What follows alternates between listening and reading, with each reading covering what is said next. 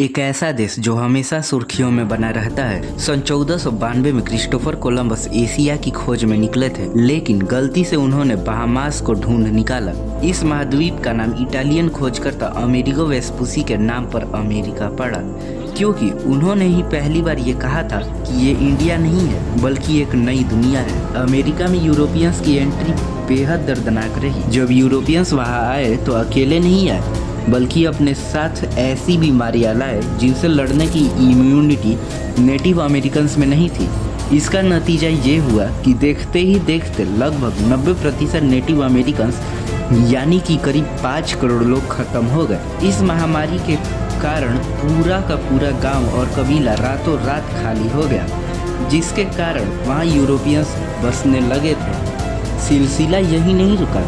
Spanish लोगों ने gold और सिल्वर के लिए सेंट्रल और साउथ अमेरिका की प्राचीन सभ्यताओं को मिटाना शुरू कर दिया।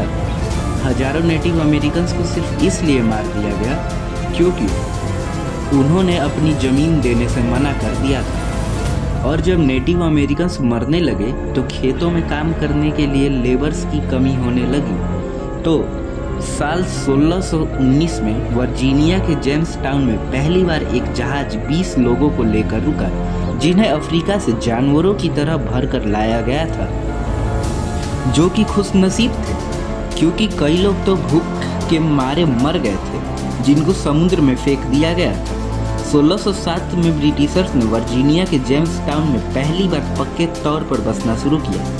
इससे पहले उन्होंने 1585 में रॉनॉक नाम की कॉलोनी बनाने की कोशिश की थी, पर वो लोग रहस्यमयी तरीके से गायब हो गए। 1607 से 1732 तक अटलांटिक ओशियन के किनारे 13 अलग अलग कॉलोनीज बनाई। इन 13 कॉलोनीज में रहने वाले लोगों से ब्रिटिशर्स भारी टैक्स लेने लगे थे, जिससे परेशान होकर यही 13 कॉलोनीज आगे चलकर 1776 में ब्रिटिशर्स के खिलाफ जंग छेड़ दी और आज का यूनाइटेड स्टेट ऑफ अमेरिका बनाया। कहा all man are created equal, पर जब ये कहा जा रहा था तो लाखों ब्लैक लोग जंजीरों में जकड़े हुए थे। कॉन्स्टिट्यूशन लिखते वक्त गुलामी को ख़त्म नहीं किया गया क्योंकि साउथ के अमीर लोग इसके खिलाफ थे। 1800 के दशक तक अमेरिका 2 हिस्सों में बंट चुका था, साउथ और नॉर्थ। नॉर्थ में फैक्ट्री थी, तरक्की थी, पर साउथ अब भी गुलामी के सहारे अमीर बन रहा था। 1793 की कॉटन गिन मशीन ने साउथ को कॉटन का किंग बना दिया था, पर इस कॉटन के लिए लाखों अफ्रीकन्स की पीठ पर कोड़ों की मार पड़ती थी। अमेरिकन्स ने जमीन के लालच में वेस्ट की तरफ बढ़ना शुरू किया और 1803 में फ्रांस से लुजियाना की बड़ी जमीन खरीद ली। इन नए जमीन पर रहने वाले नेटिव अमेरिकन्स को उनकी पुरखों की जमीन से तलवार के जोर पर निकाल दिया गया। इस दौरान ट्रेल ऑफ टीयर्स हुआ, जहां हजारों नेटिव अमेरिकन्स को हजारों मील पैदल चलाया जाता। रास्तों में ठंड और भूख से लाशें बिछती गई, पर यहीं पर जन्म हुआ हैरियट टुगमान जैसी बहादुर औरत का। जब कानून ने इंसान को जानवर बना दिया, तब कुछ लोगों ने अंधेरे में आज़ादी का रास्ता ढूंढा।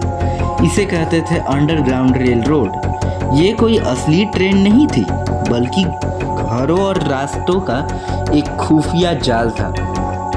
इसका सबसे बड़ा नाम हैरियट टुगमान था, जो खुद एक गुलाम थी, लेकिन अपने गुलामों को छुड़वाने के लिए 19 बार वापिस मौत के मुंह में यानी कि साउथ में गई।